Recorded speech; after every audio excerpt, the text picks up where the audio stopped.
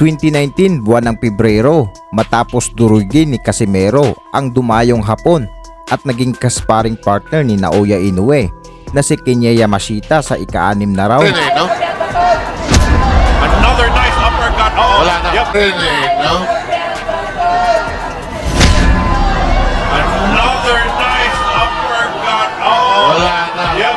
Ay 2 buwan lang ang nakalipas ay nabigyan ng laban si Casimero sa bansang Amerika para sa bakanting WBO Interim World Bantamweight title. Ito ang kauna-unahang laban ni Casimero sa bansang US kung saan ay makakatapat niya ang kinakatakutan at knockout artist ng Mexico na si Ricardo Espinosa Franco. Itong si Ricardo Espinosa ay may mataas na knockout ratio na 71.88%. Kaya naman sa husay ng boksingerong ito ay kinuha ito ng isa sa legendary sa boxing at mortal na karibal ng ating pambansang kamao na si Juan Manuel Dinamita Marquez. Pero bago yan, kung ngayon ka lang napadpad sa aking channel ay huwag mo na rin kalimutan na mag-subscribe at i-click ang notification bell para lagi kang updated sa mga future uploads pa natin. Ang ating pambato na si Casimero ay may record na 26 wins, 4 losses, and 16 wins by way of knockouts, habang ang Mexicano naman ay may impresibong record na 23 wins, 2 losses, and 20 wins by way of knockouts. Ginanap ang kanilang laban sa Dignity Health Sports Park, Carson, California, USA, sa undercard ng laban ni Danny Garcia versus Adrian Granados. Tara mga idol at panoorin natin ang kanilang naging bakbakan kung paano winasak ng Casimero ang mga plano ni Marquez sa kanyang alaga na maging isang ganap na world champion.